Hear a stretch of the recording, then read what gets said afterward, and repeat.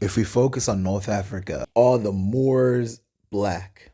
Well, in order to answer this question, we have to look at the areas that would have been considered Moorish territory.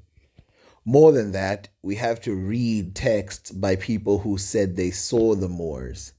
And we have to consider the reality of invasion and change of race.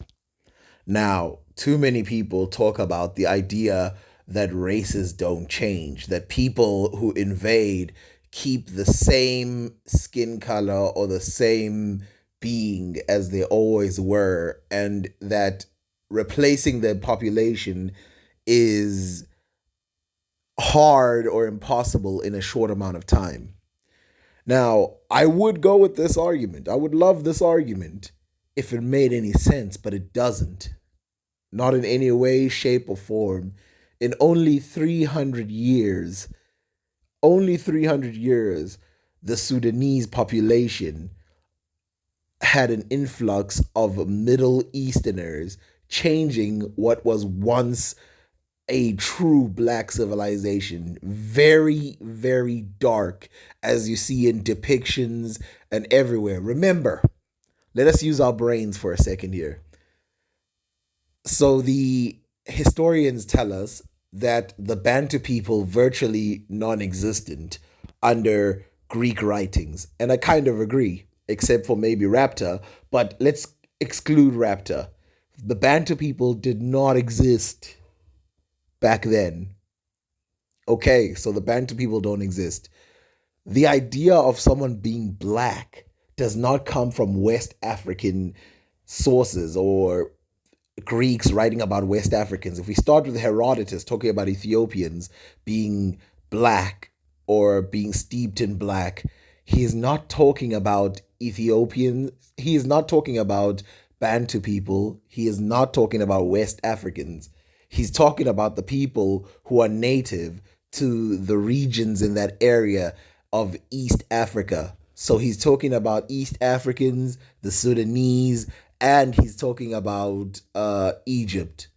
Now, if you notice, the area of Egypt, the Sudanese, and Ethiopia, the people aren't as black as they're depicted in those pictures. They're not. They're just not. South Sudanese people now are, yes, but for the most part, the people in northern Sudan, the people in Egypt, the people in Ethiopia look nothing like the depictions that are on those photos. And the reason for this is because there's been a lot of genetic exchange over a short amount of time. And the first person we should consider is Herodotus, who says that the Nile flows round an island. Its name is Tecumseh, is Tecumseh. Ethiopians inhabit the country immediately above Elephantine and one half of the island. The other half is inhabited by Egyptians. Near to this island lies a vast lake on the borders of which Ethiopians nomads dwell. After sailing through this lake, you will come to a channel of the Nile which flows into. And then he says, and sail for 12 days, and then you will arrive at a large city called Meroe. This city is said to be the capital of all Ethiopians. The inhabitants worship no other gods but Jupiter and Bacchus. And then he says, sailing from this city, you will arrive at a country, Automoli, in a space of time equal to that which you took in coming from Elephantine to the capital of Ethiopians. These Automoli are called by the name of Asmak, which in their language of the Greek signifies the number of 240,000 of the Egyptian war tribes revolted to the Ethiopians. On the following occasion, in the reign of King Psamathe, garrisons were stationed at Elephantine against the Ethiopians, and another at the Pelusians, Daphne against the Arabians and the Syrians, and other at Maria against Libya. And even in my time, garrisons of the Persians are stationed in the same places as they were in the time Psamathe, for they maintain guards at Elephantine and Daphne. Now, these Egyptians, after they had been on duty 3 years, were not relieved. Therefore, having consulted together and come to a unanimous resolution, they all revolted from Psamathe and went to Ethiopia. Psamathe, hearing of this, pursued them, and when he overtook them, he entreated them by many arguments and adjured them not to forsake the gods of their fathers and their children and wives. These men, when they arrived in Ethiopia, offered their services to the king of the Ethiopians, who made them the following recompense. There were certain Ethiopians disaffected towards him. These he bade them expel and take possession of their land. By the settlement of these men among the Ethiopians became more civilized and learned the manners of the Egyptians. We also read, "For the Colchians were evidently Egyptians, and I say this having myself observed it before I heard it from others, and as it was a matter of interest to me. I inquired of both people, and the Colchians had more recollection of the Egyptians than the Egyptians had of the Colchians. Yet the Egyptians said that they thought that the Colchians were descended from the army of Sesostris. And I formed my conjecture not only because they were swarthy and curly headed, for this amounts to nothing because others are so likewise, but chiefly from the following circumstances, because the Colchians, Egyptians, and Ethiopians are the only nations of the world who from the first have practiced circumcision. But of the Egyptians and Ethiopians I am unable to say which learned it from the other, for it is evidently a very ancient custom. In this conclusion, we debunked two things, but most people will think we're only debunking one. The first thing we're debunking is that in North Africa, especially Egypt, there were only people who were specifically Egyptian and not Ethiopian. And whatever, Egyptians are Ethiopian as well, but we'll get to that. In To start though, to show that the Egyptians are thought of by Herodotus to have traveled to that area of Colchis, meaning that there was a mass migration into the Colchis region. This proves that mass migrations happened in the ancient times. Secondly, the 240,000 people who migrated away from Egypt down into Ethiopia in order to give their services to the king and then transforming Ethiopia. Whether or not the story offends you, this is a tale of mass migration of people. Now, whether they're all black or whether they're what doesn't matter. The answer is people are mass migrating back then.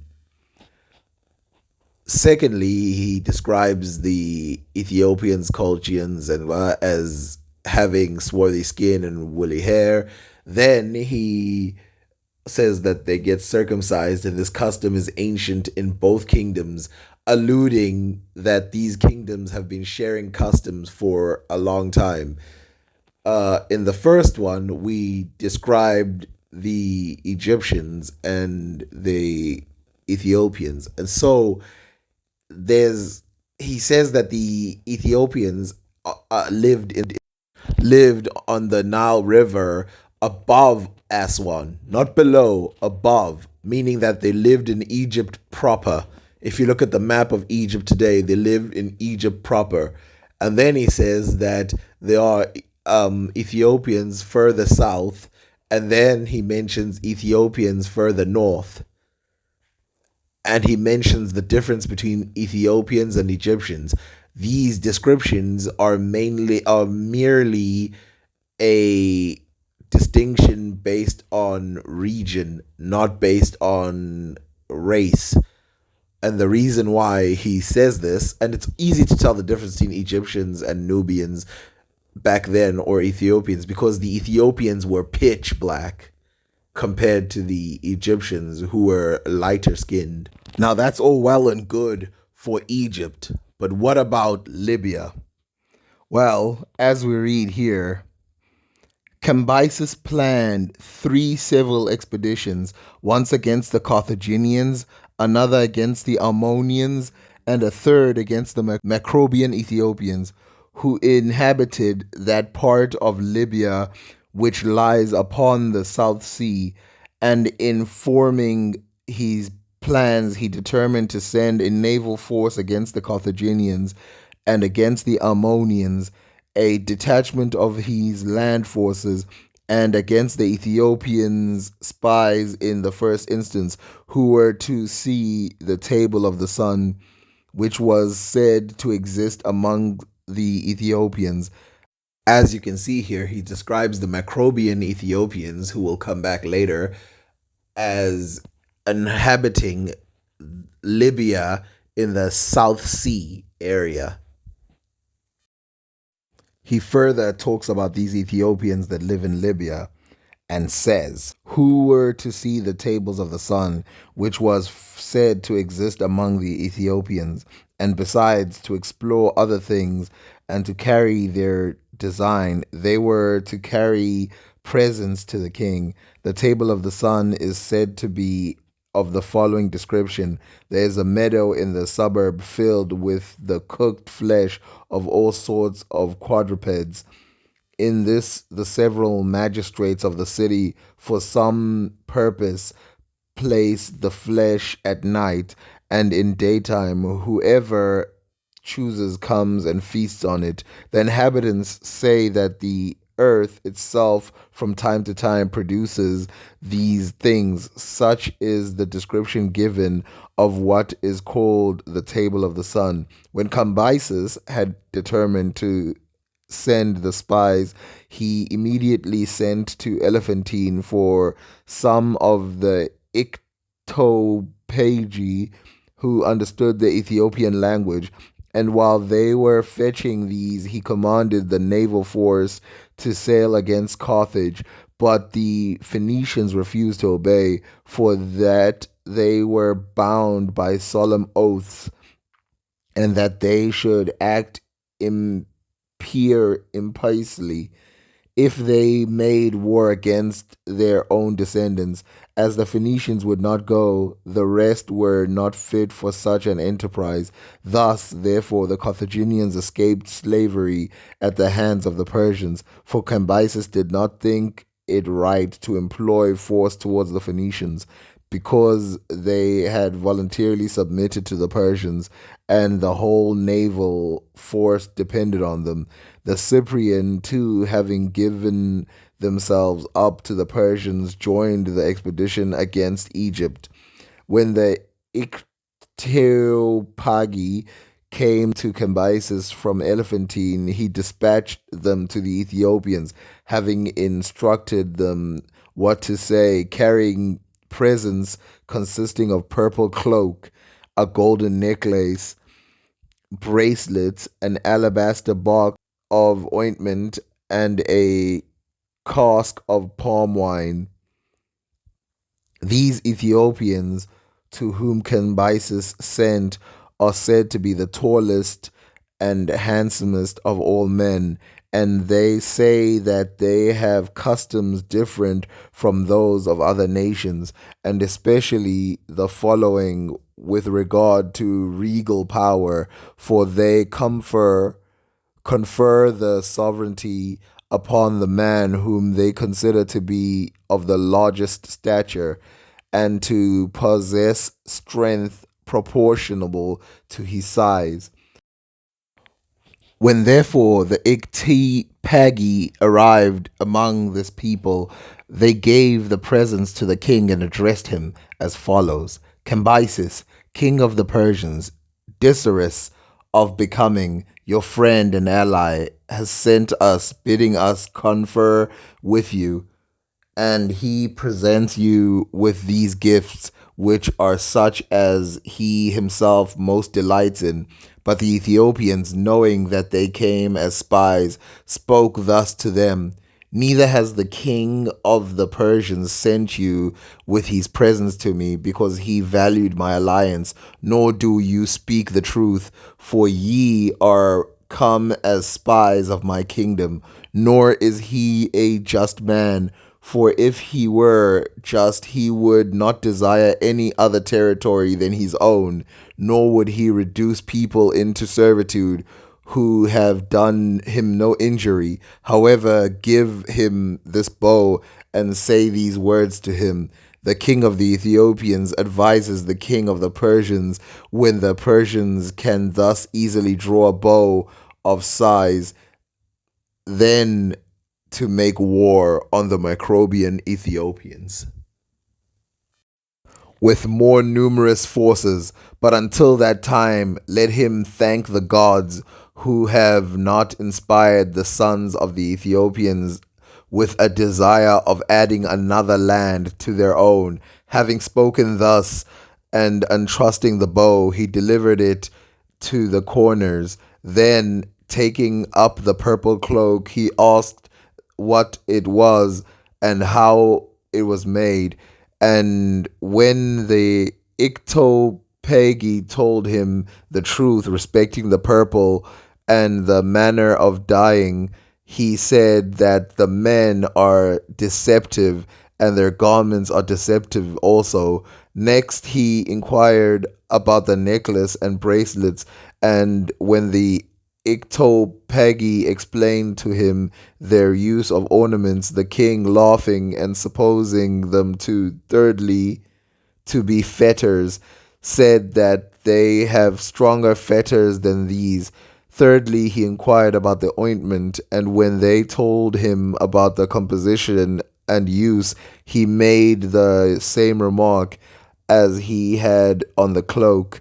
But when he came to the wine and inquired how it was made, being very much delighted with the draught, he further asked what food the king made use of, and what was the longest age to which a Persian lived. Besides making it obvious that the people who border on Egypt are Ethiopians, the other thing that he said that was important is that he went and fetched other Ethiopians to go and talk to the Libyan Ethiopians, meaning that the Libyan Ethiopians speak the same language as the other Ethiopians, at least back then.